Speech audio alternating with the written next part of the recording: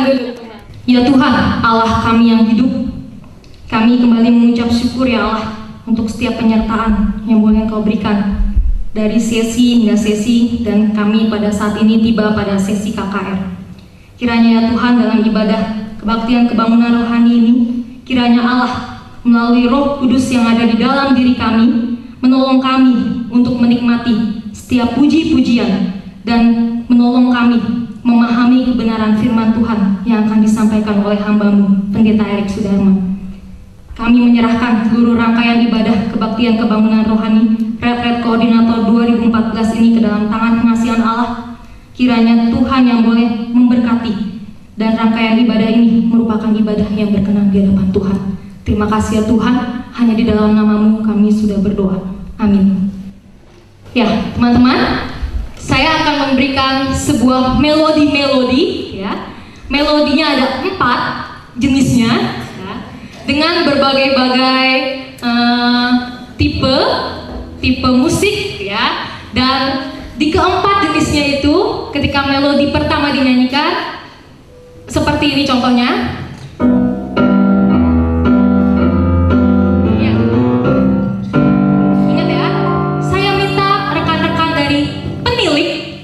Berdiri. Ada penilik di sini? Bisa lambaikan tangan? Oke, ada ya. Melodi kedua dari kita.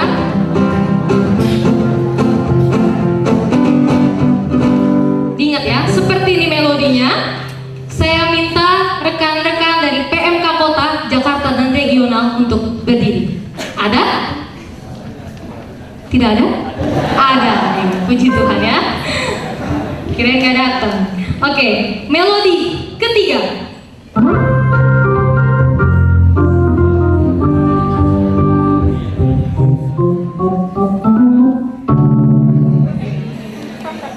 Saya minta rekan-rekan pengurus kampus untuk berdiri. Ada pengurus kampus? Tim inti dan yang lain sebagainya. Pengurus kampus ya. Melodi terakhir, keempat.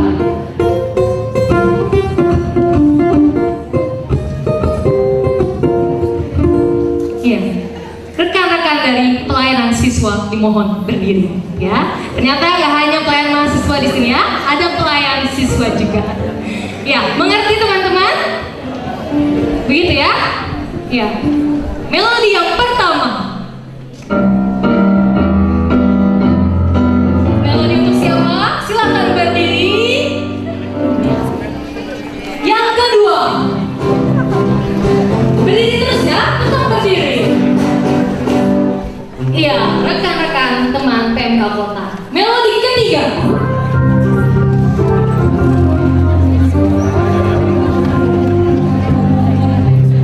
Oke.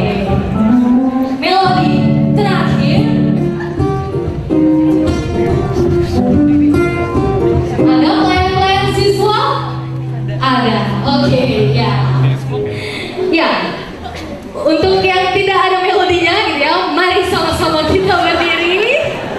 Retret Koordinator ke-13. Retret Koordinator ke-13.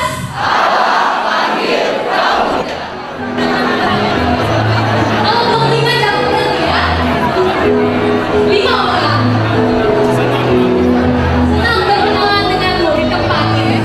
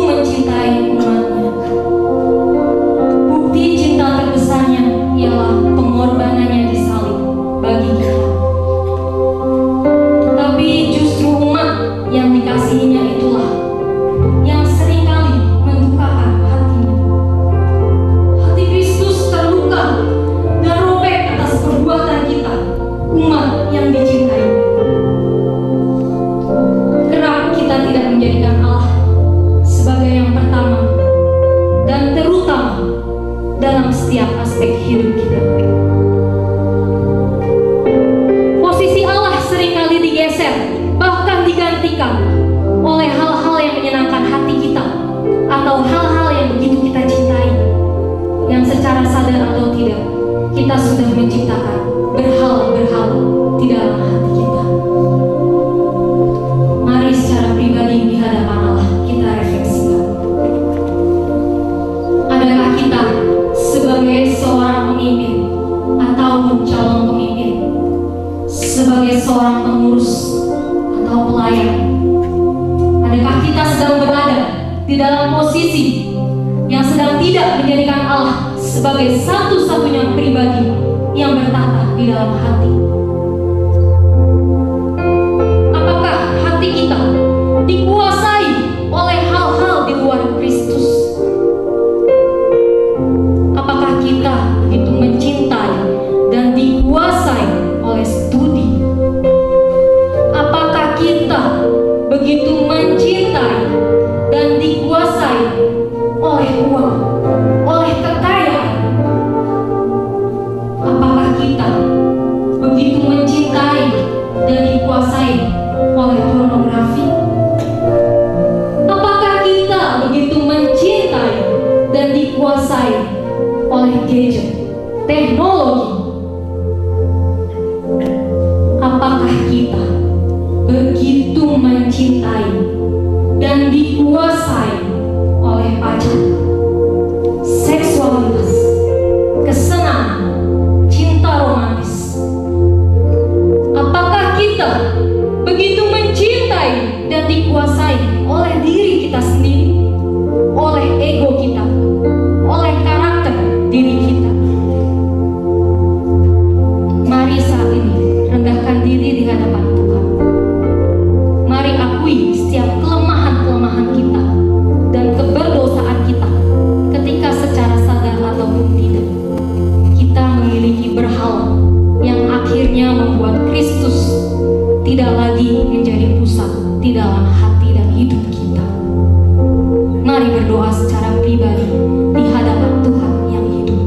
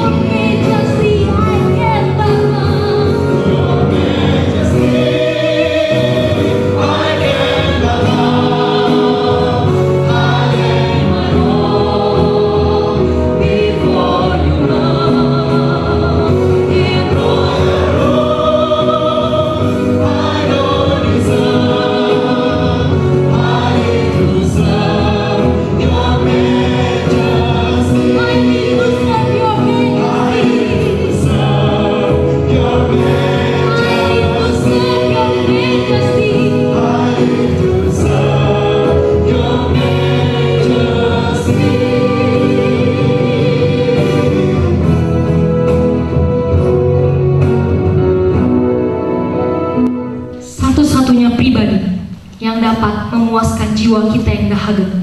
Hanyalah juru selamat kita, Yesus Kristus. Mari kita siapkan hati kita untuk mendengarkan perkataan Kristus melalui kebenaran firman Tuhan. Kita nyanyikan lagu Like the Woman at the Well. Like the woman at the well.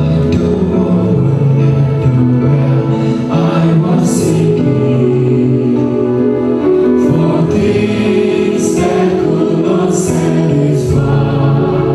And then I heard my Savior speak. And I heard my Savior speaking. Draw from my love and never shall run. Never shall run dry. Fill my cup, Lord. Fill my cup, Lord. I leave it alone. Come and quench this thirsting of my soul. Bread of heaven, feed me till I want no more. Fill my cup, fill it up and make me whole.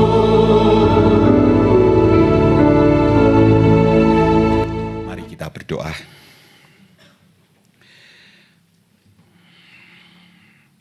Ya Tuhan, Engkau mengetahui bahwa kami tidak lebih baik daripada perempuan yang ada di tepi sumur Yakub. Ada banyak kejahatan dan dosa yang memalukan tersembunyi di dalam hati kami. Tak seorang pun yang tahu. Tapi Engkau tahu ya Tuhan, seperti Engkau tahu dosa-dosa perempuan di tepi sumur Yakub itu. Demikianlah Engkau tahu segala celah dan dosa kami. Namun sama seperti perempuan di tepi sumur Yakub, betapapun gelapnya kehidupan kami, kotornya diri kami, hati kami, Engkau tetap mengasihi kami. Dan bukan kami yang menghampirimu, tapi Engkau yang menghampiri kami, menyapa kami, menawarkan air yang tidak akan habis-habisnya membual dalam hidup kami. Yaitu kehadiran-Mu ya Tuhan, sumber kehidupan, sumber daya hidup. Karena itulah saat ini kami menyadari bahwa bukan kami yang menghampiri-Mu, tapi saat ini pun Tuhan yang menghampiri kami dengan firman-Mu. Kiranya firman-Mu menjadi mata air yang memancarkan air kehidupan yang tiada habis-habisnya di sepanjang hidup kami, bahkan sampai masuk ke dalam keabadian. Bersabdalah ya Bapa, dan biarlah kami boleh mengalami keselamatan yang sejati dari air hidup itu. Di dalam nama Tuhan Yesus kami berdoa. Amin.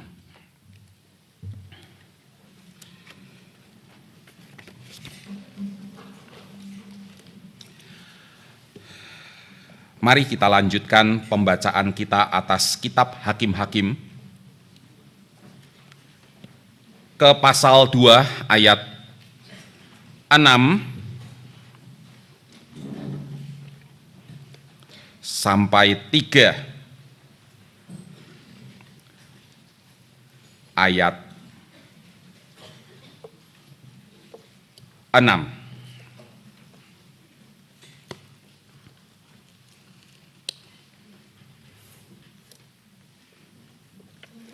Hakim-Hakim pasal 2 ayat 6 sampai 3 ayat 6.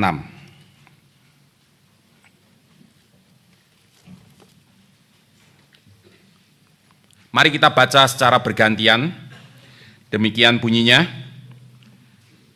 Setelah Yosua melepas bangsa itu pergi, maka pergilah orang Israel itu masing-masing ke milik pusakanya untuk memiliki negeri itu.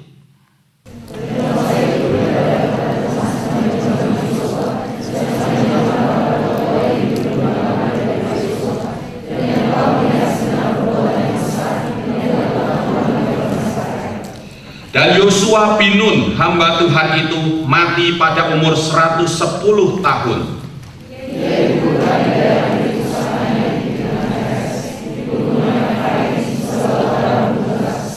Setelah seluruh angkatan itu dikumpulkan kepada nenek moyangnya, bangkitlah sesudah mereka itu angkatan yang lain yang tidak mengenal Tuhan ataupun perbuatan yang dilakukannya bagi orang Israel.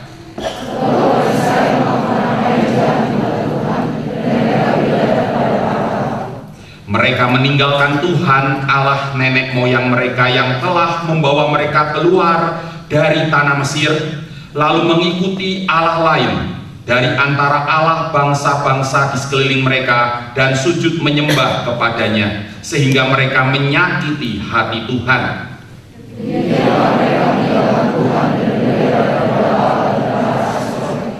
Maka bangkitlah murka Tuhan terhadap orang Israel. Ia menyerahkan mereka ke dalam tangan perampok dan menjual mereka kepada musuh di sekeliling mereka, sehingga mereka tidak sanggup lagi menghadapi musuh mereka.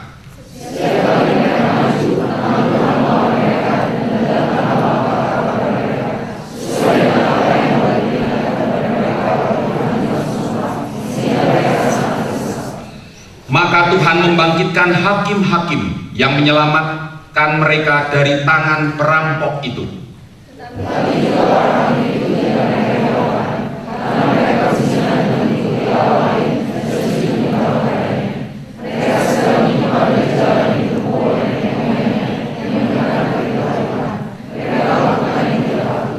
Setiap kali apabila Tuhan membangkitkan seorang hakim bagi mereka, maka Tuhan menyertai hakim itu dan menyelamatkan mereka dari tangan musuh mereka selama hakim itu hidup. Sebab Tuhan berbelas kasihan mendengar rintihan mereka karena orang-orang yang mendesak dan menindas mereka.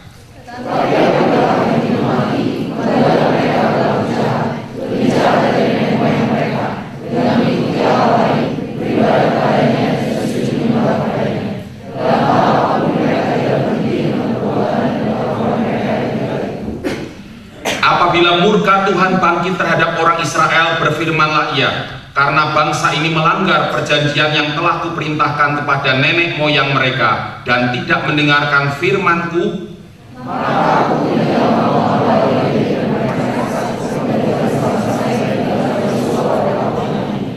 supaya dengan perantaraan bangsa-bangsa itu aku mencobai orang Israel, apakah mereka tetap hidup menurut jalan yang ditunjukkan Tuhan seperti yang dilakukan oleh nenek moyang mereka atau tidak.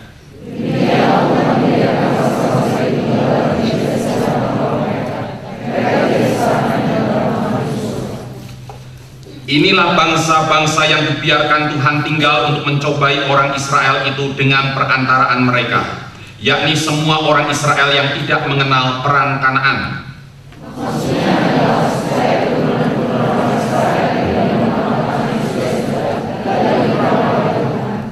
Yang tinggal ialah kelima raja kota orang Filistin dan semua orang Kanaan, orang Sidon dan orang Hewi, yang mendiami pegunungan Libanon dari gunung Baal Hermon sampai ke jalan yang menuju ke Hamat.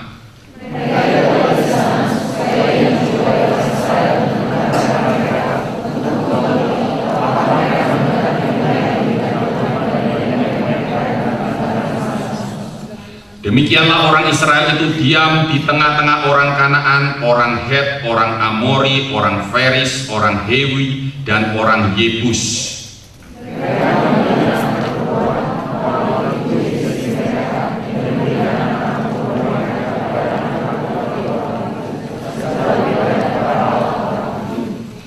Sampai di sini kita membaca dan kita kembali melihat bahwa ujung kisah yang baru kita baca pun sebuah ironi. Kapan happy endingnya? Kok ironic ending terus? Kalau ayat 6, pasal 3 ayat 6 ini berkalimatkan perubahan radikal yang terjadi dalam diri orang Israel. Mereka tidak berkompromi dengan segala kejahatan bangsa-bangsa yang tinggal di tengah-tengah mereka. Mereka tidak mau dipengaruhi untuk menyembah para Baal dan Asitoret. Tentunya kita lebih senang. Itu happy ending. Akhirnya Israel bertobat, sungguh-sungguh bertobat, tapi ternyata tidak juga. Saudara sekalian, kilas balik ironi adalah tema kita siang ini. Siapa tidak tahu kisah Malin Kundang? Ada yang dari Sumatera Barat? Sumatera Barat. Tidak ada ya. Kebanyakan Medan ini semua ya. Saya senang ketemu dengan Stephen dan Abdi tadi. Wah, mereka dulu imut-imut, sekarang sudah. Mereka yang bilang amit-amit, saya mau bilang mereka jadi pemuda-pemuda yang gagah, ganteng ya, seperti ayahnya. Dan saya juga seorang ayah, saya rasa Bapak Mengapul Sagala bangga. Anak-anaknya bisa hadir di tengah-tengah komunitas seperti ini. Tidak semua anak pendeta itu tumbuh kembang seperti yang diharapkan. Banyak anak-anak pendeta yang tumbuh kembang sebaliknya dari yang diharapkan. Bukannya menjadi berkat, malahan jadi keparat. Tapi Stephen dan Abdi, semoga ini bukan hanya saat ini saja, tapi berlangsung terus sampai akhir hayat. Ya, siapa tidak tahu kisah Malin Kundang? Dulu kala di sebuah dusun kecil di pesisir Sumatera Barat, tinggallah seorang perempuan dengan putranya sematawayang. Malin Kundang namanya. Ditinggal mati oleh ayahnya sejak kecil. Malin harus hidup susah berderai derita bersama ibunya. Toh di bawah asih asuh ibunya, ia tumbuh menjadi pemuda yang kuat dan cakap. Sehingga terbuka kesempatan baginya untuk mengadu nasib di dunia rantau.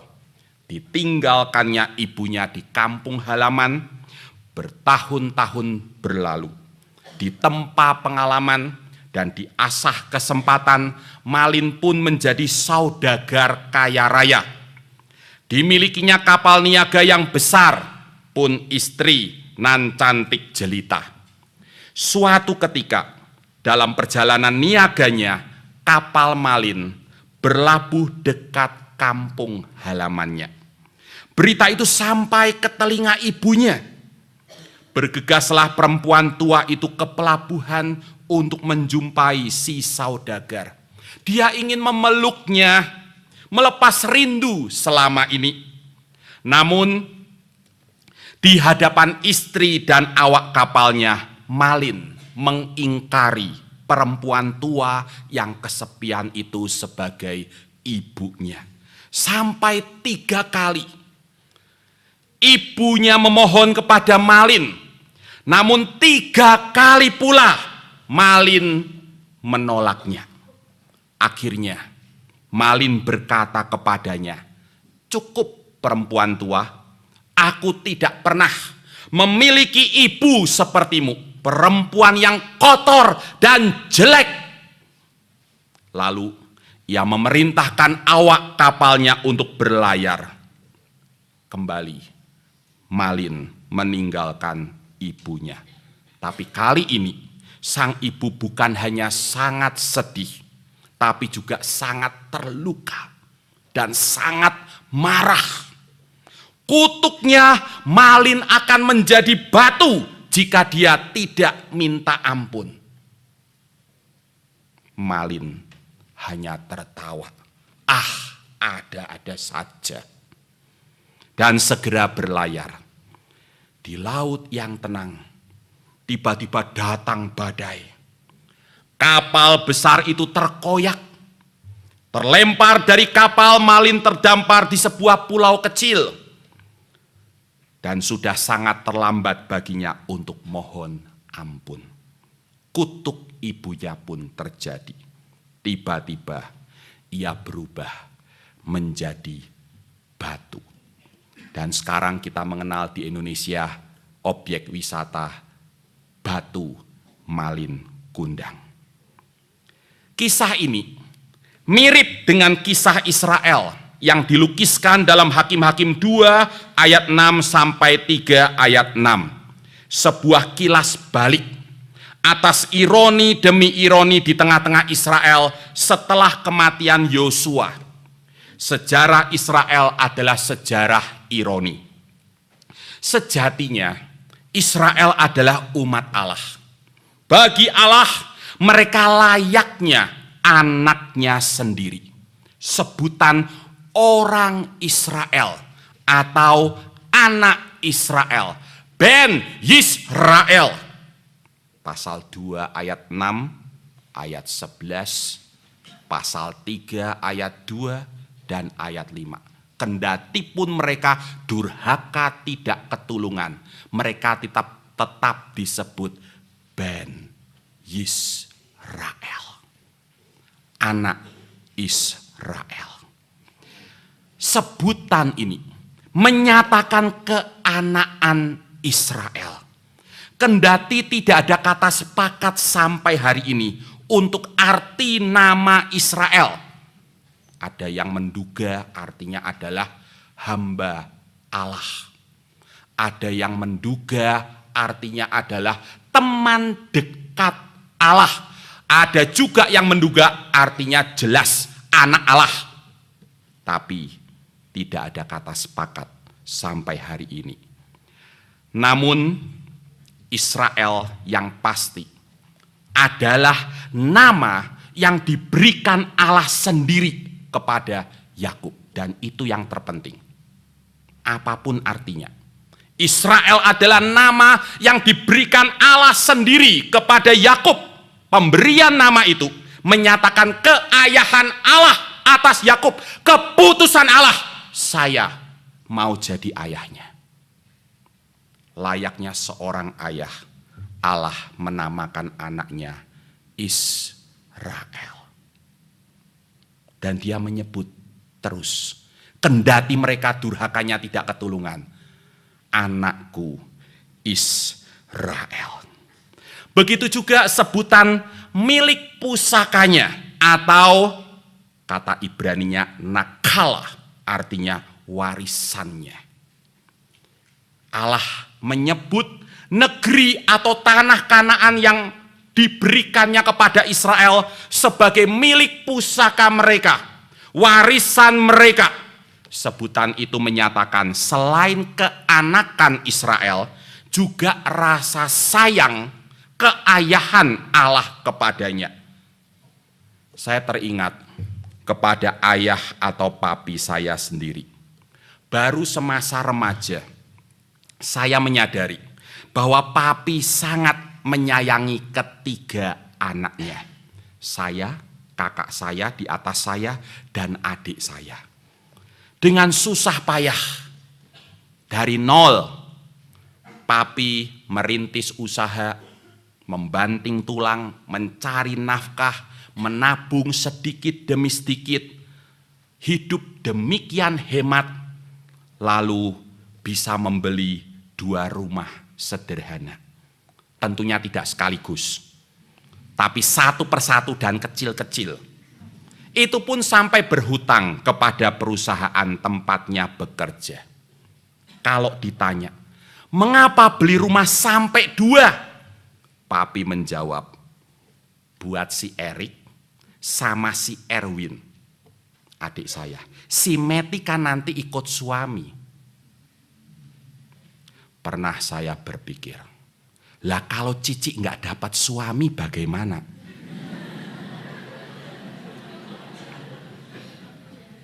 Untungnya dapat pendeta lagi. Langsung dapat pastori. Rumah masa depan pun niscaya dipersiapkan jemaat. Soalnya gerejanya besar. Bagi saya Allah seperti papi. Allah layaknya seorang ayah yang membagikan dan mewariskan tanahnya kepada Israel, anaknya. Menjadi milik pusaka mereka. Teks ini mengajak kita untuk meneladani Allah. Mengajak kita untuk berkiprah sebaik-baiknya. Agar kita dapat meninggalkan warisan yang berharga sebagai wujud sayang yang paling nyata kepada anak-anak dan jemaat yang saya layani. Orang-orang yang kita layani. Wahai para koordinator PMK, penilik kampus namanya, penilik PMK, pelayan siswa, apa yang ingin kalian wariskan kepada generasi selanjutnya? Gedung sekretariat, selama ini kontrak, mobil, kalau perlu yang besar, untuk jemput anak-anak persekutuan, antar jemput gitu loh. Terutama yang perempuan, yang cantik-cantik, siapa tahu kecantol. Peralatan sound system dan multimedia yang lengkap dan canggih, boleh-boleh saja. Tapi ingat, kalau Kristus yang menjadi teladan kita, maka semestinya kita sadar warisan yang paling berharga yang diberikan Kristus kepada generasi selanjutnya adalah barisan para murid.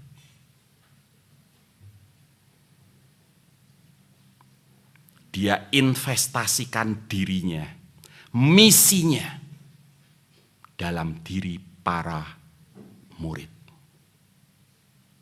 Dan itu diteladani oleh para rasul. Paulus juga berkata, kutinggalkan Timotius bagimu. Yesus tidak mewariskan gedung sekretariat, kendaraan untuk bisa membawa kita sampai ke ujung bumi. Mungkin kuda gagah perkasa, barang 100 ekor, tidak. Tapi barisan para murid dan Injil sampai ke ujung bumi. Selayaknya kita sebagai koordinator PMK, penilik dan pelayan siswa, memastikan senantiasa bahwa pemuritan harus tetap hidup di tengah-tengah pelayanan kita. Program boleh beraneka macam, tapi semuanya harus sinergi dan mendukung gerak pemuridan.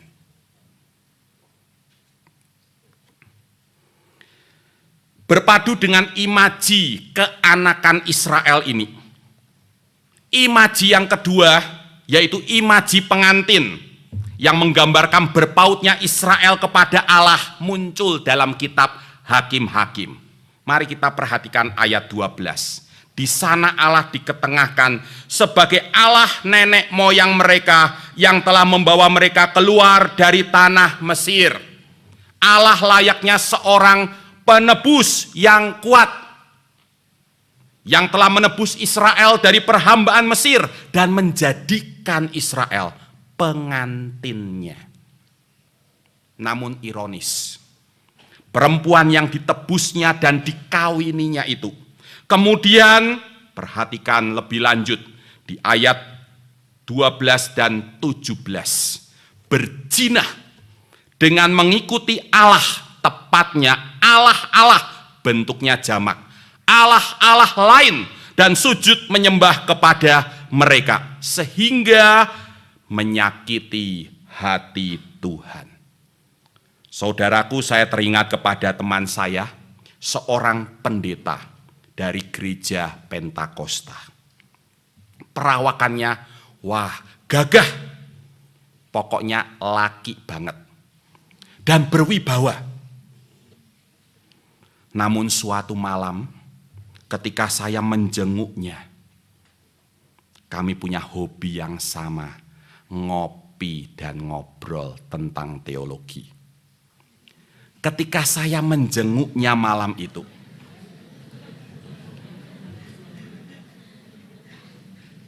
dia langsung memeluk saya dan menangis sejadi-jadinya. Ingat, dia ini laki banget.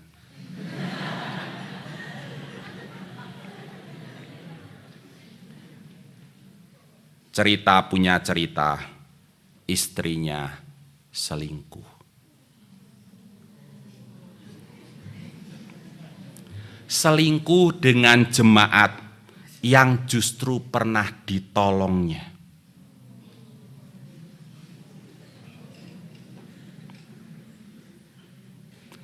Malam itu saya melihat tidak tersisa sedikit pun gagah dan wibawanya. Dia berubah drastis, bukan laki banget. Hatinya hancur berkeping-keping. Dan malam itu saya merasa Allah seperti teman saya. Allah seperti teman saya. Allah yang maha kuat itu.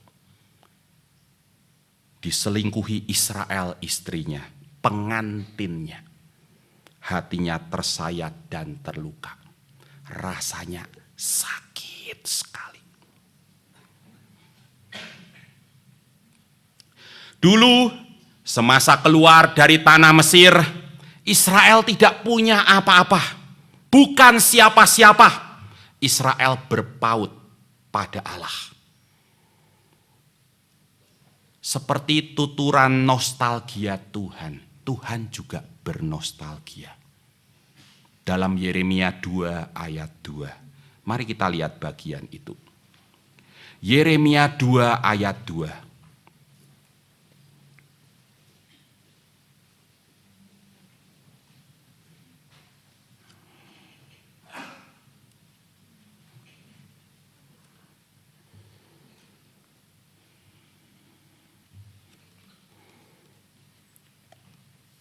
Tuhan bernostalgia demikian.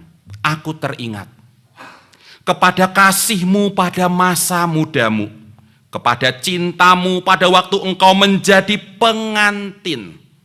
Bagaimana engkau mengikuti aku di padang gurun, di negeri yang tiada tetaburannya. Saudaraku, peristiwa keluarnya Israel dari Mesir, Eksodus, ibarat perkawinan Allah dengan Israel. Penyeberangan Laut Merah sebagai pengesahan hubungan suami istri, dan pengembaraan di padang gurun sebagai bulan madu. Ketika itu Israel sedang kasmaran dengan Tuhan. Biarpun hidup di negeri yang tiada tetaburannya, di tengah-tengah kemiskinan dan kepapaan, tiada masalah, asalkan bersamamu Tuhan. Padang gurun pun menjadi ibarat sorga. 3 kata kunci menyusun imaji suami istri ini, yaitu kasih atau pengabdian dari kata Ibrani, hesed, cinta, ahav, dan mengikuti atau menaati, halak. Dulu kala Israel begitu setia kepada Allah, sungguh-sungguh mengasihinya, taat kepadanya, mesra dengan Tuhan.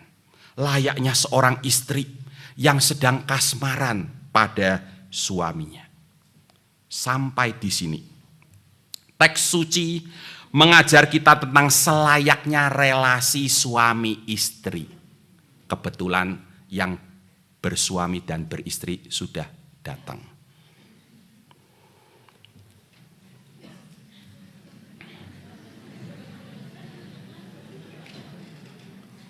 Relasi itu selayaknya bersifat pengabdian, dedikatif. Suami selayaknya tidak menindas istri, tapi menyayangi dan mengayominya. Istri pun selayaknya setia dan taat kepada suaminya, bukan karena takut atau ditekan, tapi karena sayang kepadanya. Namun sayang disayang, seringkali ceritanya adalah dulu sedang kasmaran, sekarang tinggal kehambaran. Dulu sedang mabuk kepayang, sekarang tinggal kenangan. Yang paling ironis, dulu aku salah pilih, sekarang baru kutemukan cinta sejatiku.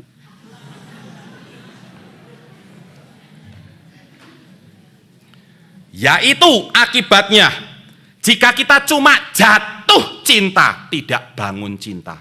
Bahasa kita kan itu, jatuh cinta, sejuta rasanya. Kita maunya jatuh terus.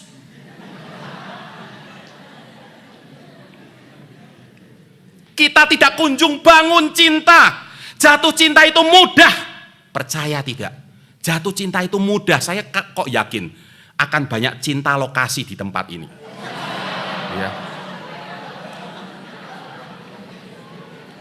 Jatuh cinta itu mudah. Dasarnya suka, tapi umurnya sebentar. Habis bulan madu selesai. Bangun cinta itu tidak mudah. Saya bangun cinta dari tahun 94, baru akur kurang lebih 5 tahun terakhir. Baru betul-betul kita merasa nyambungnya itu betul-betul nyambung. Berarti dari tahun 94 sampai 2014, 20 tahun, 5 tahun baru nyambung beneran. 15 tahun ribut rukun.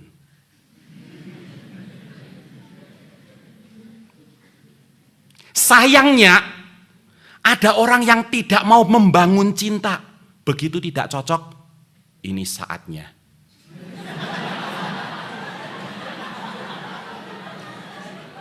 Jatuh cinta lagi, tapi sama yang lain. Maunya jatuh terus. Hai laki-laki dan perempuan, jangan mau jatuh terus. Bangun. Bangun cinta. Termasuk dalam pelayanan. Kalau kalian semangatnya jatuh cinta. Oh, aku jatuh cinta sama PMK ku. Nanti kalian bakalan segera meninggalkan PMK. Bangun cinta. Itu yang susah. Dasarnya adalah tanggung jawab untuk terus dan tekun belajar mencintai apapun yang terjadi. Tapi langgeng. Bahkan sakit dan kematian pun tak dapat mengakhirinya. Allah kita itu Allah yang bangun cinta. Kalau dia cuma jatuh cinta, wah sudah lama kita ini ada di neraka. Allah yang bangun cinta sampai di puncak Golgota. Dia terus bangun cinta. Sampai umat durhaka tidak ketulungan. Dia tetap bangun cinta. Nah, perpaduan kedua imaji ini, anak dan pengantin, menyatakan keluhuran hubungan Allah dengan Israel. Hubungan itu bersifat eksklusif dan tidak bersifat menindas. Sebaliknya karitatif, saling mengasihi, dan dedikatif, saling melayani dengan tulus ikhlas. Tahun lalu, ketika saya sedang mengikuti persidangan sinode gereja kami di Bandung, maksudnya persidangannya di Bandung. Putri kami yang kedua menelpon. Kami punya 3 orang anak, Krista, Kristi, Christopher, panggilannya Tata, Titi, Toto.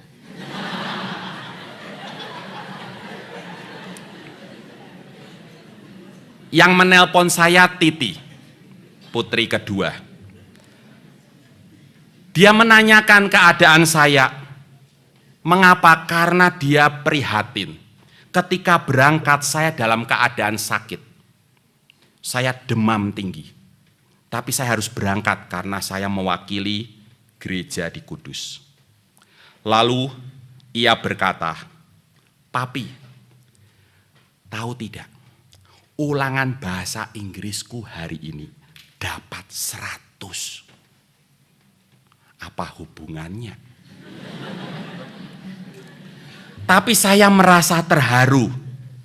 Bukan karena dia dapat 100-nya. Yang saya rasa tidak ada kaitan langsung dengan demam tinggi saya. Tapi karena dia meraih itu. Bukan karena ditekan.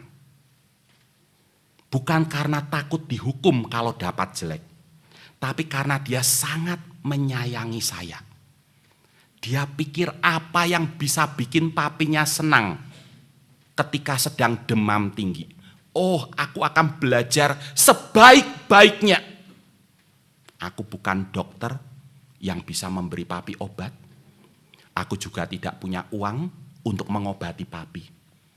Tapi aku tahu Kristi itu punya ayat emas. Ayatnya adalah hati yang gembira adalah obat. Oh, suka sekali dia menyanyikan lagu itu. Hati yang gembira adalah obat. Aku ndak punya Panadol buat papi. Bodrek, apalagi lebih mahal. Tapi aku bisa bikin hati papiku gembira. Kalau aku bilang, papi, aku dapat 100.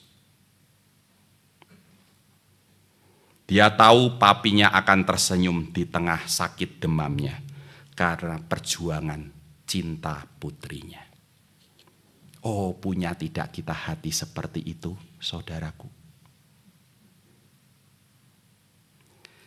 Namun itu dulu. Sekarang Israel sudah berubah. Mereka meninggalkan Tuhan dengan melakukan apa yang jahat di mata Tuhan dan beribadah kepada para Baal dan Asitoret. Ayat 11, 12, dan 13. Ironi demi ironi pun terjadi. Menyusun sebuah siklus. Berawal dari kedurhakaan dan pengkhianatan Israel kepada ayah dan suami mereka, Tuhan.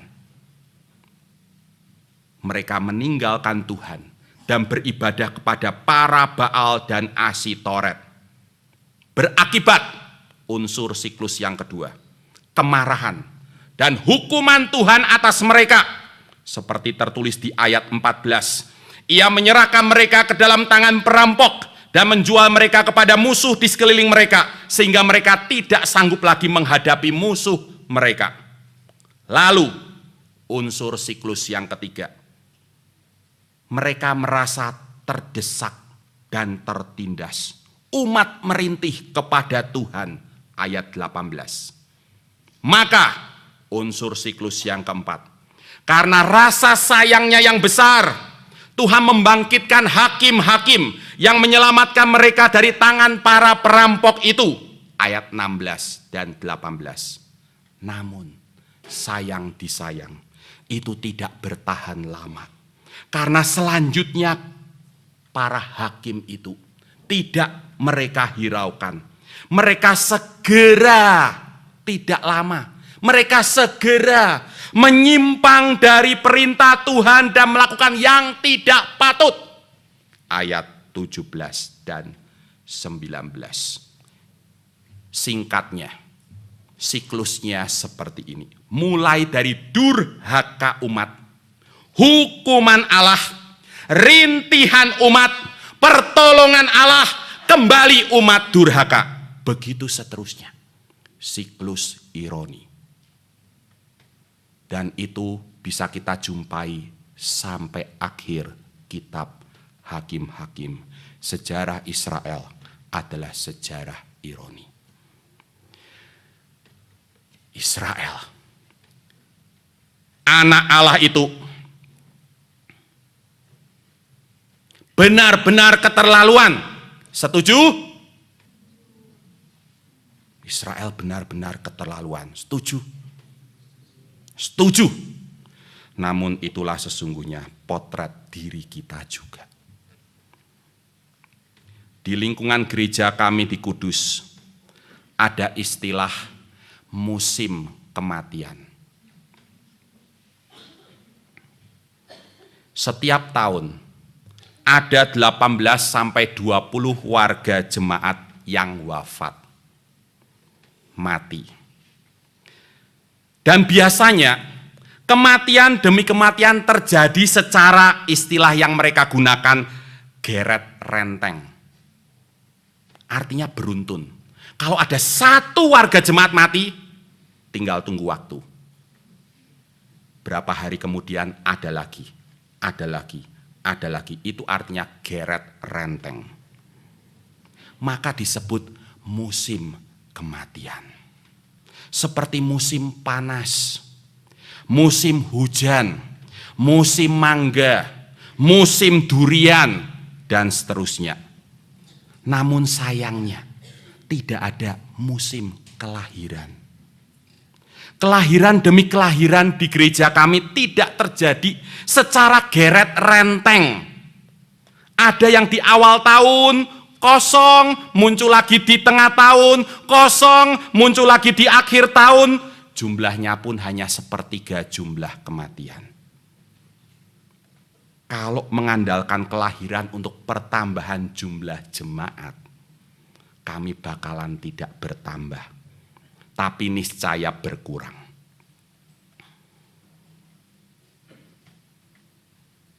Selain mengajak jemaat untuk memiliki anak lebih dari satu, sesuai sabda Tuhan, beranak cuculah dan penuhilah bumi. Namun jangan kebanyakan. Kami pun harus giat memberitakan Injil. Musim kematian membuat saya sebagai gembala sedih. Kadang-kadang tangis saya menyatu dengan tangis keluarga yang berduka karena kedekatan emosional tertentu. Seperti kehilangan ayah ibu sendiri. Apalagi kalau yang mati adalah penghuni pondok lansia. Salah satu pelayanan kami adalah pelayanan kepada kaum lansia yang ditelantarkan oleh anak-anak dan cucu-cucu mereka. Believe it or not, jumlahnya banyak. Saya pernah menggendong seorang ibu tua yang ditelantarkan keluarganya, itu bentuknya sudah seperti cacing melingkar. Tidak bisa duduk, hanya bisa terbaring melingkar. Pondok lansia punya moto, menjadikan usia lanjut, usia yang bermakna. Kami tidak setuju istilah usia indah. Beberapa gereja menggunakan istilah usia indah. Para lansia dalam hatinya, indah opone.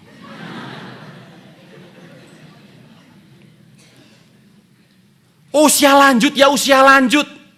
Tapi tugas kita generasi muda menolong usia lanjut menjadi usia yang bermakna. Dan obat untuk menjadikan usia lanjut usia yang bermakna sederhana, kasih sayang dan rasa hormat.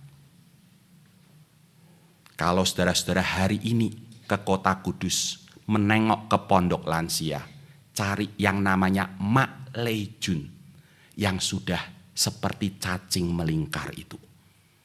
Dia sudah bisa duduk. Beberapa waktu yang lalu dia sudah bisa berjalan, tapi saking semangatnya jatuh lagi. Menjelang Natal, istri saya berkata, "Pih, kamu harus segera ke pondok lansia. Kenapa? Terjadi mujizat. Mujizat apa? Rambutnya Mak Lejun jadi hitam. Saya lebih percaya orang lumpuh bisa berjalan, orang kusta tahir, buta melek, tuli mendengar, ketimbang rambut putih jadi hitam.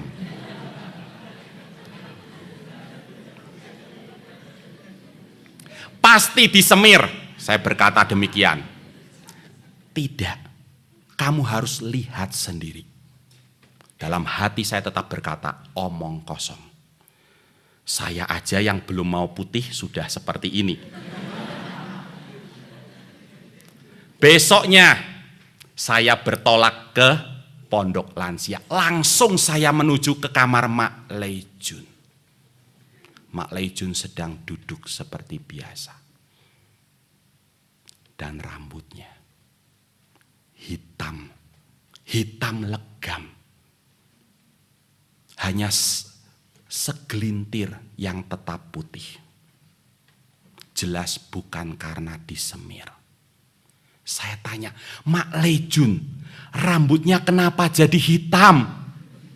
Mak Lejun berkata, "Mbuh,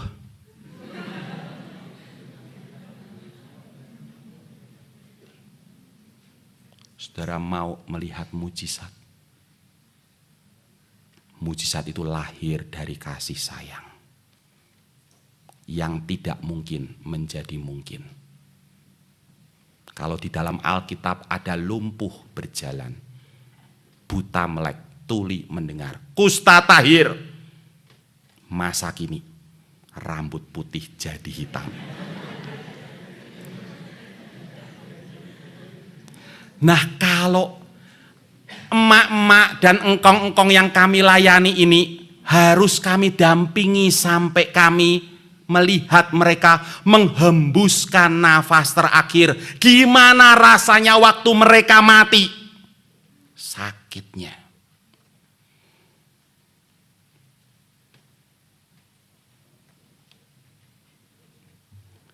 Itu musim kematian.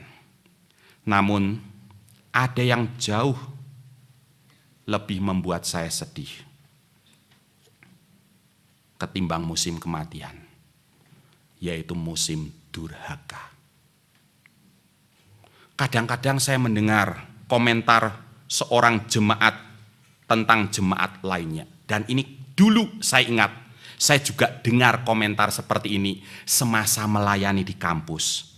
Ketika ada seorang mahasiswa atau seorang warga gereja tampak begitu giat dalam berbagai pelayanan. Wah, komentarnya, dia sedang on fire. Aktif sekali melayani. Dia sedang on fire. Mendengar itu di satu sisi saya senang. Tapi di sisi lain was-was. Karena biasanya on fire-nya cuma sebentar. Selanjutnya durhaka lagi. Dan seringkali musim durhakanya itu yang berkepanjangan. Musim on fire-nya cuma hitungan hari. Saudara sekalian, itu yang terutama membuat Tuhan sedih. Bayangkan, Tuhan membalas durhaka Israel dengan mendengar rintihan mereka. Tuhan membangkitkan hakim-hakim untuk menyelamatkan mereka. Tapi tidak berapa lama mereka segera berbalik durhaka kembali. Bagaimana rasanya? Baru saja merintih, baru saja ditolong, baru saja berkata terima kasih Tuhan. Besoknya lupa lagi. Penderitaan langit sungguh tak terlukiskan.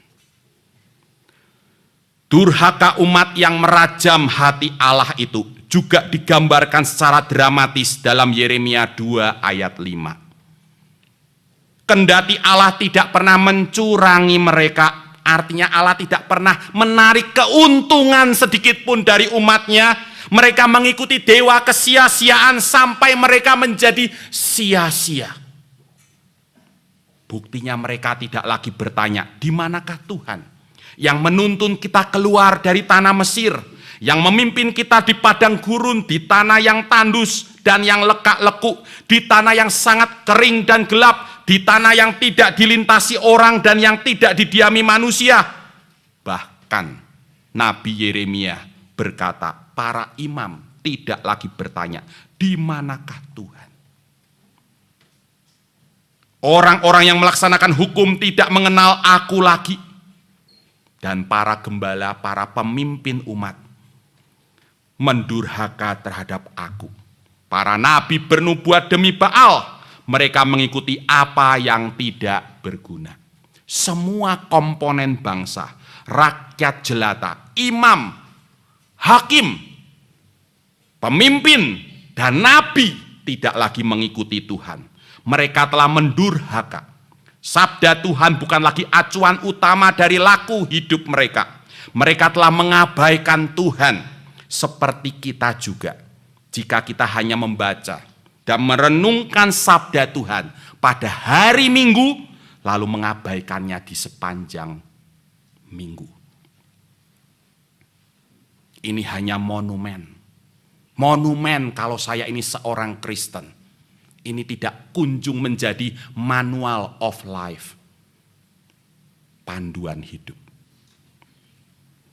Padahal kembali Allah bernostalgia dulu. Saat keluar dari tanah Mesir di padang gurun.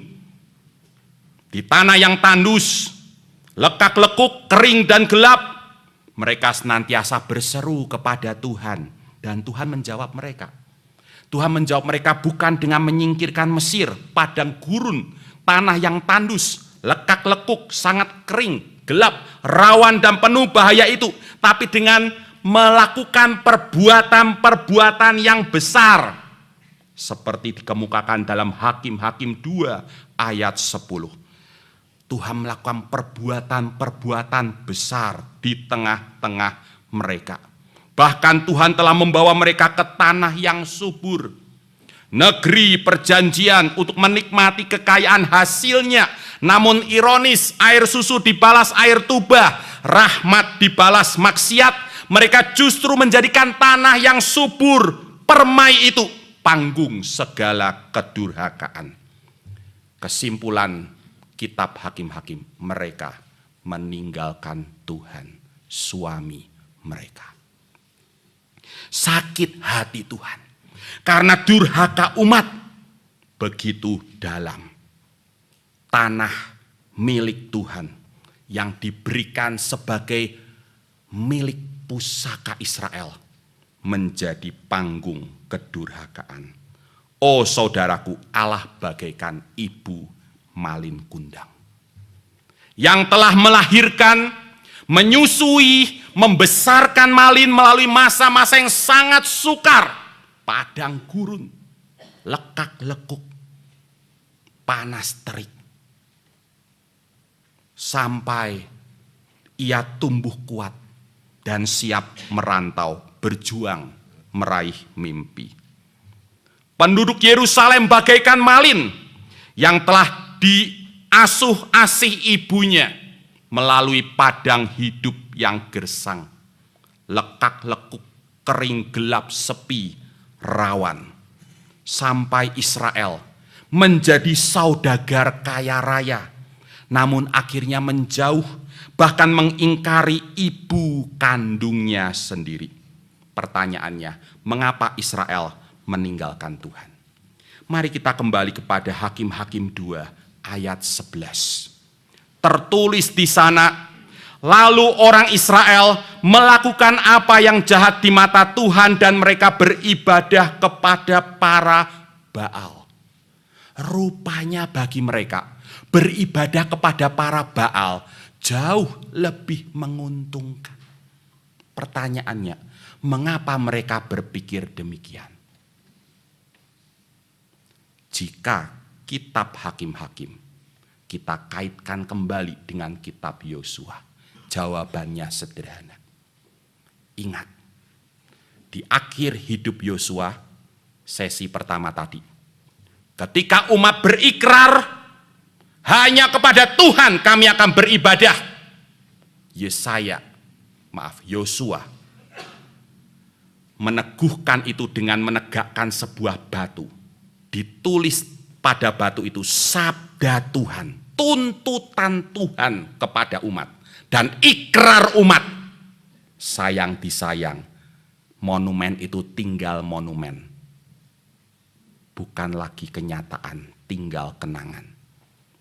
Rupanya bagi Israel, Allah terlalu banyak menuntut. Mereka tidak mau Allah yang menuntut. Mereka mau Allah yang memberi. Maka mereka menyembah para Baal. Mereka ingin segala agenda dan keinginan mereka itu yang menjadi Tuhan. Seperti dikatakan Martin Luther, berhala itu sejatinya bukan patung. Berhala itu sejatinya diri kita yang menomorsatukan agenda kita sendiri. Dan pemberhalaan itu berwujud bukan hanya pengejaran kekayaan pada masa kini, tapi juga betah dengan kemiskinan. Sebagai seorang gembala, saya menyaksikan ada orang-orang yang begitu mengandalkan kekayaan. Mereka rela relasi-relasi rumah tangga, suami istri, orang tua anak dikorbankan demi mendapatkan kekayaan. Tapi di sisi lain saya melihat ada orang-orang yang miskin tidak ketulungan. Karena apa? Karena tidak mau ditolong. Ditolong untuk bangkit. Mereka betah dengan kemiskinan mereka.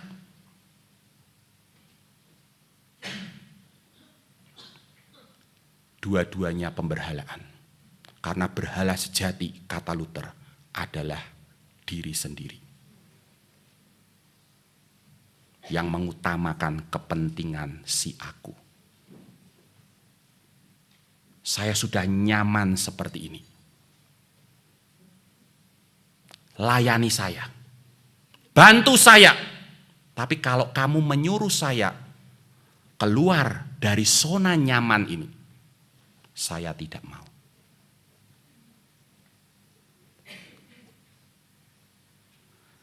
Israel meninggalkan Tuhan karena mereka telah memberhalakan diri mereka sendiri. Mari kita mundur ke ayat 10. Mengapa mereka sampai memberhalakan diri sendiri?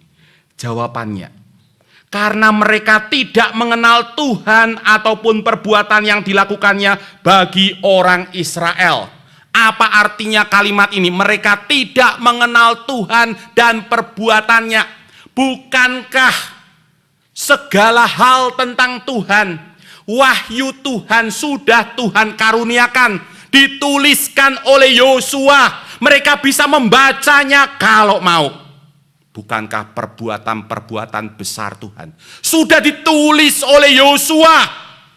Mereka juga bisa mengenangnya kalau mau. Tapi Alkitab berkata mereka tidak mengenal Tuhan dan perbuatannya. Apa artinya?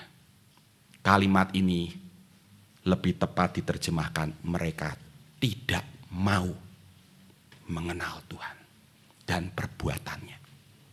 Sama seperti ketika Alkitab ada di tangan kita, tapi hanya berhenti pada genggaman.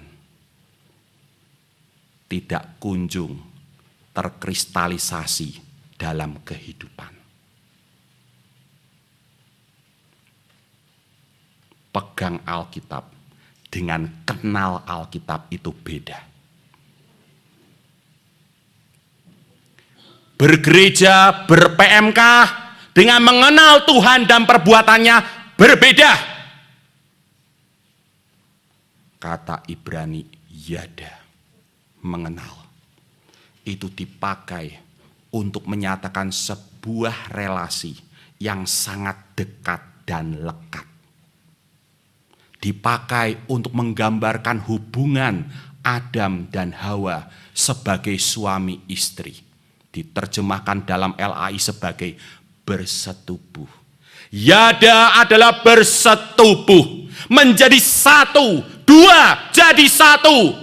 Maka apa artinya kalau kita berkata, saya mengenal Tuhan? Artinya, hatiku dan hati Tuhan bersatu, berpadu. Kesukaan Tuhan menjadi kesukaanku. Kesedihan Tuhan menjadi kesedihanku. Cita-cita Tuhan menjadi cita-citaku. Itu artinya mengenal Tuhan. Bapak Ibu sekalian, beberapa waktu yang lalu ada seorang suami yang datang kepada saya. Ini suami lagi. Pak Erik, akhir-akhir ini saya begitu menderita. Mengapa, Pak? Istri saya sudah bertahun-tahun terakhir ini sikapnya dingin sekali.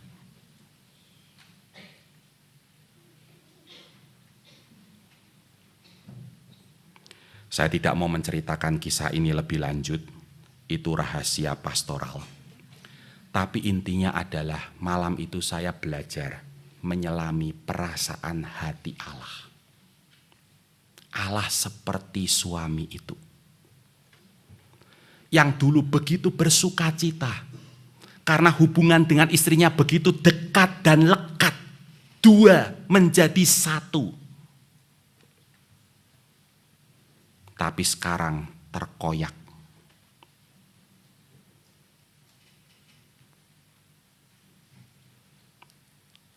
Apakah saudara pernah merasa ketika saudara mulai jarang berdoa? Tuhan pun mungkin berkata demikian seperti sang suami, Pak Erik. Akhir-akhir ini saya begitu menderita. Mengapa, Pak? Istri saya menjadi dingin terhadap saya.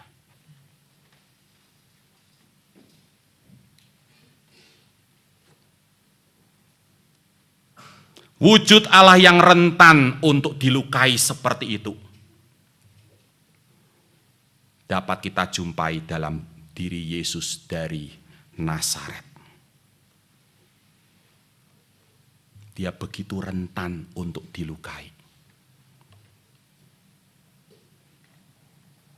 Dia heran melihat orang-orang yang mengalami sendiri karya kasihnya, mujizatnya. Mereka tidak percaya kepadanya. Dan bayangkan rasanya ketika orang-orang yang pernah menikmati cinta kasihnya berteriak, salibkan dia, salibkan dia. Apa rasanya?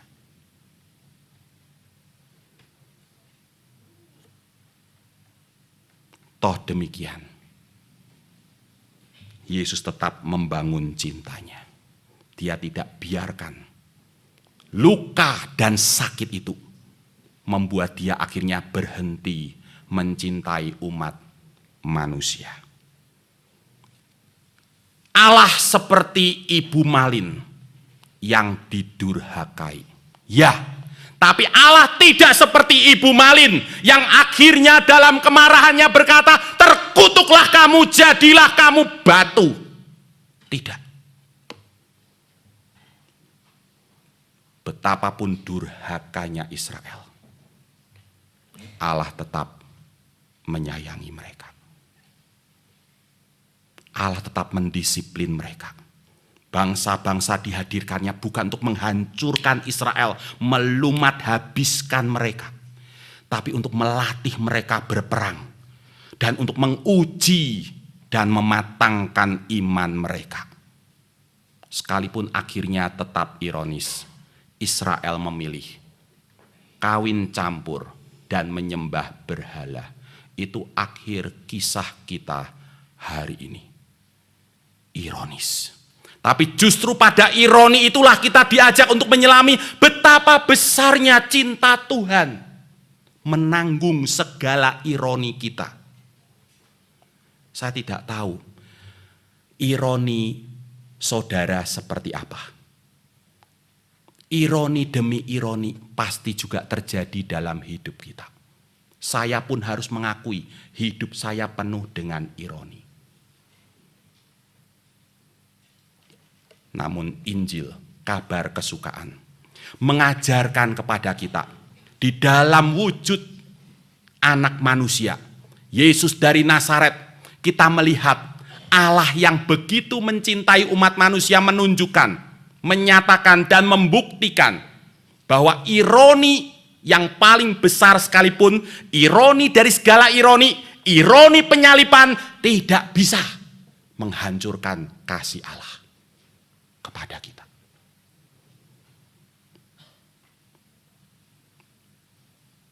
Maukah kita kembali kepada Tuhan? Mengakui segala ironi, pemberhalaan yang tanpa sadar selama ini telah menjangkiti diri kita. Aku menjadi yang utama. Mungkin bukan kekayaan yang sedang kita kejar, tapi yang lain. Mungkin kita nyaman dengan keadaan kita sekarang dan kita tidak mau.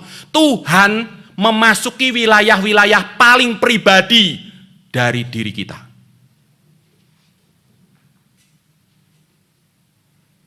Hari ini Tuhan menyatakan, aku bukan seperti ibu malin yang akan mengutuk kamu menjadi batu. Aku mau kamu kembali kepadaku karena kamu sadar aku mencintaimu sampai mati. Mari kita tundukkan kepala.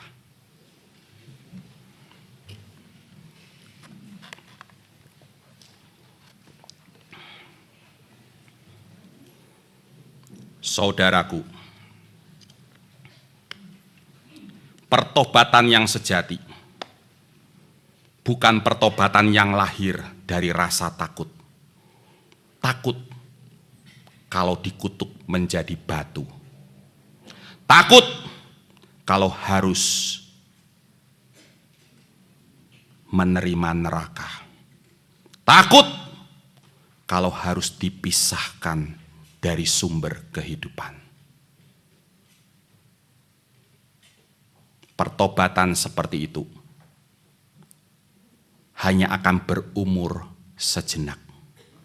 Selanjutnya kita kembali durhaka. Karena persoalan kita yang utama adalah pemberhalaan diri. Kita menolak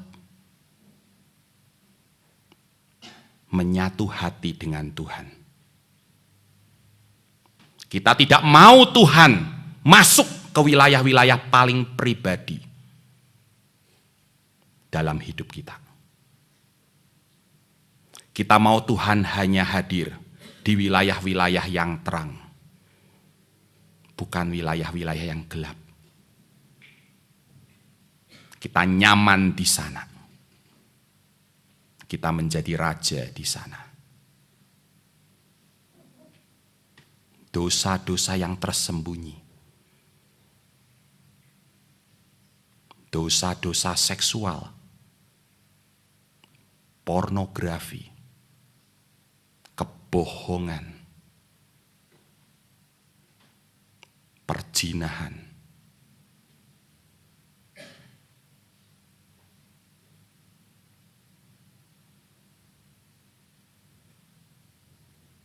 di sana kita merasa nyaman.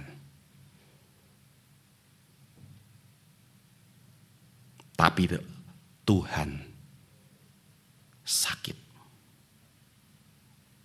Sangat sakit. Karena kita bersikap dingin terhadapnya. Pertobatan yang sejati lahir ketika kita kembali kepada Tuhan, bukan karena takut dihukum, tapi karena kita sangat menyayanginya, yang lebih dulu menyayangi kita. Tuhan bukan seperti ibu malin yang mengancam, kalau kamu tidak minta ampun sekarang juga, kamu akan menjadi batu. Tuhan hanya berkata, aku mengasihimu, kembalilah kepadaku. Saudaraku, siang hari ini, mari kita sejenak memeriksa diri, bersikap jujur terhadap diri sendiri. Apakah saya sudah mengasihi Tuhan dengan segenap keberadaan saya? Apakah saya telah meninggalkan dosa-dosa saya dengan satu alasan, karena saya tidak mau melukai hati Tuhan, karena saya sangat menyayangi Tuhan?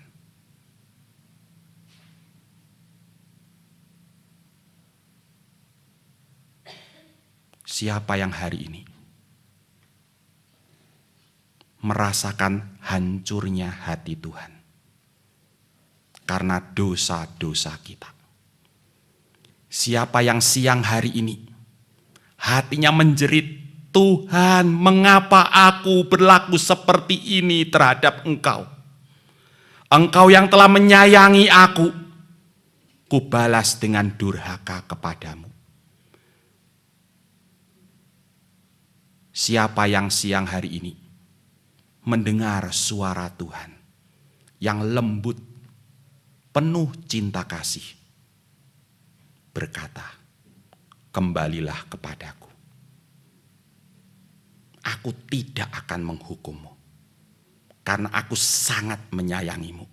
Kembalilah kepadaku dengan alasan itu saja, karena engkau menyayangiku.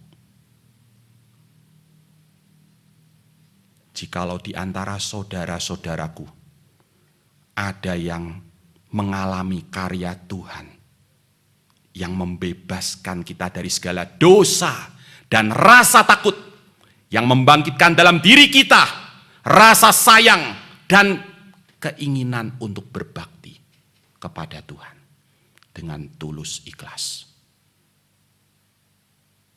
saya mohon bisa berdiri di tempat. Tuhan, terpujilah Tuhan. Saya mengajak pemusik untuk mengiringi sama-sama dengan lembut. Kita nyanyikan lagu nomor 31. Oh Tuhanku, kau panggilku pulang. Yang merasakan karya Tuhan yang membebaskan dari dosa dan rasa takut, membangkitkan cinta dan rindu berbakti, silakan bangkit. Oh Tuhanku, kau panggilku pulang.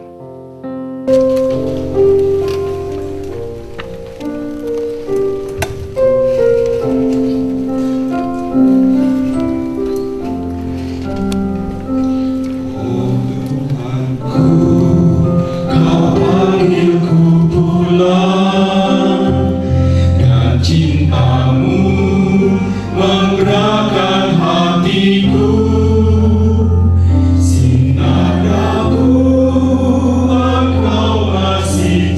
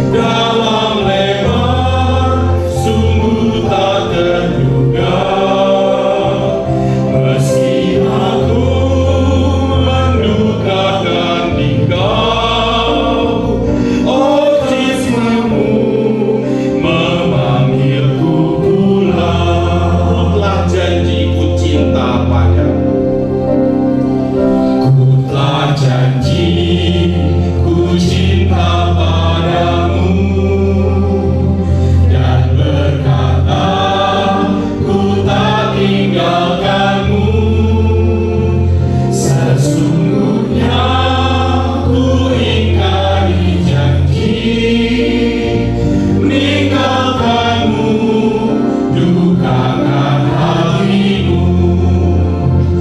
Oh kasih-Mu ajaib indah, dalam lebar sungguh tak terduga. Meski aku mendugakan Engkau, oh cinta-Mu memanggilku pulang. Oh ya Tuhan, Kau tak biarkan daku. Oh ya Tuhan, Kau tak biarkan aku. Jikalau ada yang masih mau berdiri, silakan. Masih mencariku, Kau peluk dalam limpahan-Mu. Antar aku pulang ke kandang-Mu. Oh kasih-Mu ajaib indah, dalam lebar sungguh tak terduga. Meski aku mendugakan Engkau, oh cinta-Mu memanggilku pulang. Oh kasih-Mu ajaib indah. Kasih-Mu ajaib indah, dalam lebar sungguh tak terduga. Meski aku mendugakan Engkau, oh cinta-Mu memanggil. Tuhan, terima kasih untuk panggilan-Mu bagi kami. Di tengah-tengah hidup kami yang seringkali terlalu banyak ironi, kasih-Mu memanggil kami pulang.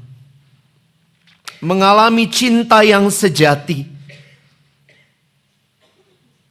Boleh mengalami apa artinya kasih Tuhan yang menyelamatkan kami. Tuhan, kami sudah mengalami kasih-Mu yang luar biasa. Dan kami mau hidup mengasihi-Mu Tuhan dalam keterbatasan kami. Tuhan, Engkau mengenal setiap kami yang berdiri maupun yang duduk. Tidak ada satupun dari kami yang hidup kami tersembunyi di hadapan Tuhan. Sudahkah kami menjadikan Engkau satu-satunya yang terutama dalam hidup kami?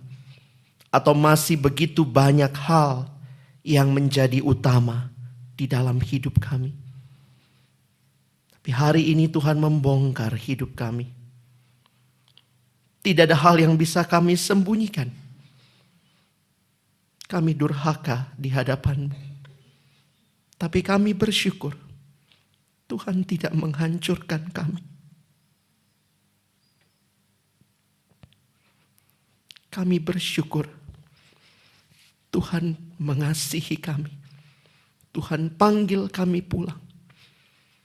Dan kami rindu mempersembahkan sekali lagi hidup kami. Bukan sebagai batu monumen.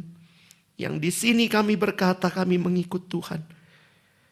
Tapi sebenarnya kami begitu rapuh untuk tetap setia kepada-Mu. Tapi ketika kami boleh mengalami kasih Tuhan yang menguasai kami. Kami boleh ingat terus betapa luar biasanya Engkau sudah mengasihi kami. Dan kami mau hidup bagi kemuliaan-Mu. Menyatu dengan hati-Mu Tuhan. Menyatu dengan kehendak-Mu. Menyatu dengan cita-cita-Mu Tuhan. Supaya kami tidak menghidupi hidup kami seorang diri dengan cita-cita, keinginan, ambisi kami. Terima kasih Tuhan untuk firman-Mu yang kembali menyegarkan hati kami. Terima kasih untuk hamba-Mu Kak Erik. Yang Tuhan pakai mempersiapkan firman-Mu boleh dibagikan dengan jelas dan tajam bagi kami. Dan Tuhan tolong juga hidupnya boleh mengalami terus kasih Tuhan. Dimanapun dia berada, dimanapun dia melayani, orang-orang boleh datang dan mengenal Tuhan yang maha kasih itu. Terima kasih Tuhan, biarlah pemulihan itu kami alami. Dan secara khusus juga menjadi bagian hidup kami yang Tuhan percayakan memimpin di PMK kami masing-masing. Agar kami tidak sekedar memimpin di dalam kemunafikan, kami memimpin di dalam hidup yang mendua hati di hadapan Tuhan. Tapi kami memimpin sebagai pemimpin rohani yang berpegang, menyatu, mengenal Tuhan yang kami layani. Terima kasih untuk kebangunan rohani pada siang hari ini. Kami percaya Tuhan bekerja dan Tuhan yang sudah melawat kami. Dan tolong kami semua dalam setiap komitmen yang kami ambil di dalam hati kami. Meninggalkan dosa-dosa kami. Dan hidup hanya bagi Allah. Itu boleh kami bawa pulang terus di dalam hidup kami. Terima kasih banyak ya Tuhan. Di dalam nama Tuhan Yesus Kristus kami menyerahkan diri kami. Amin. Pertobatan sejati muncul bukan karena kita takut untuk dihukum, melainkan karena kita menyayangi Allah Sang Pencipta kita. Mari menyerahkan secara total masa muda kita kepada Tuhan untuk melayani Dia seumur hidup kita. Mengutip dari buku Pendeta Erik, menjadi pemimpin yang tidak hanya diciptakan tapi diproses. Tidak hanya dipilih dan ditetapkan, tapi juga direkrut dan dibentuk. Mari kita nyanyikan masa muda. Mudaku ini ku serahkan buat Tuhan untuk melayani-Mu sampai akhir hidupku. Oh Tuhan,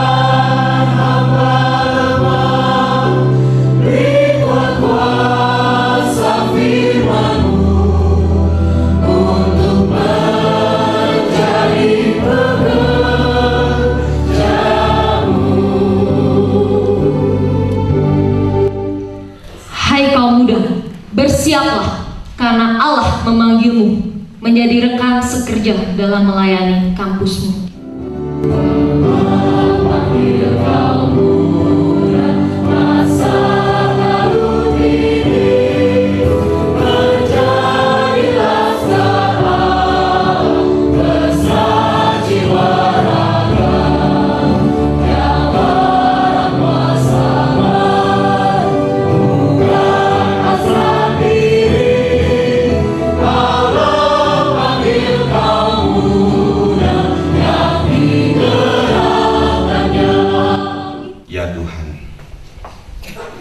Kami bersyukur karena relasi yang Tuhan ingin jalin dengan kami bukanlah relasi yang diwarnai rasa takut akan hukuman, tapi relasi yang didasarkan dan dibangun atas dasar sayang dan pengabdian.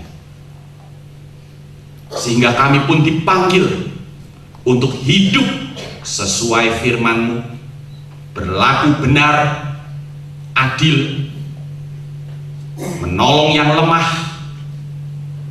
memperjuangkan segala yang baik, memuridkan teman-teman kami sehingga tabiat Kristus terbangun dalam diri mereka, bukan demi upah, bukan juga karena kami takut suatu saat nanti kami harus mempertanggungjawabkan hidup kami, tapi karena kami sangat menyayangi-Mu dan karena kami tidak mau melukai hati, karena hati-Mu telah menjadi hati kami, kehendak-Mu menjadi kehendak kami, cita-cita-Mu, cita-cita perdamaian itu menjadi cita-cita kami. Bahkan semangat berkorban yang sampai membawa putra-Mu yang tunggal menderita demikian dahsyat di kayu juga menjadi semangat berkorban kami.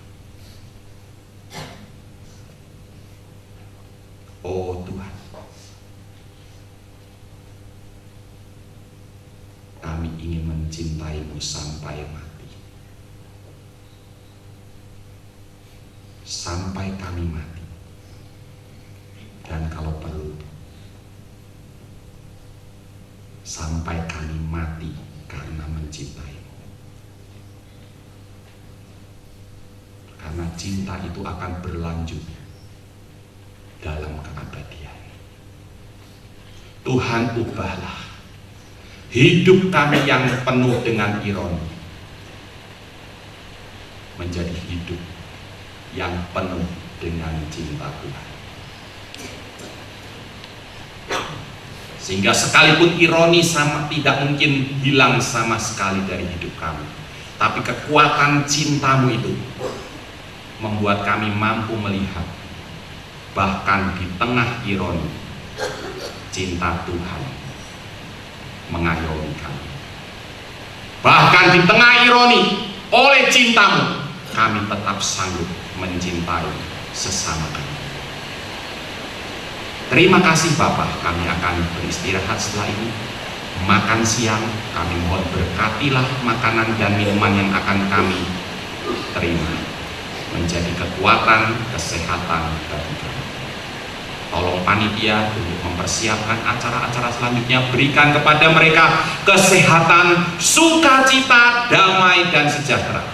Terima kasih Bapa, di dalam nama Tuhan Yesus kami berdoa. Amin.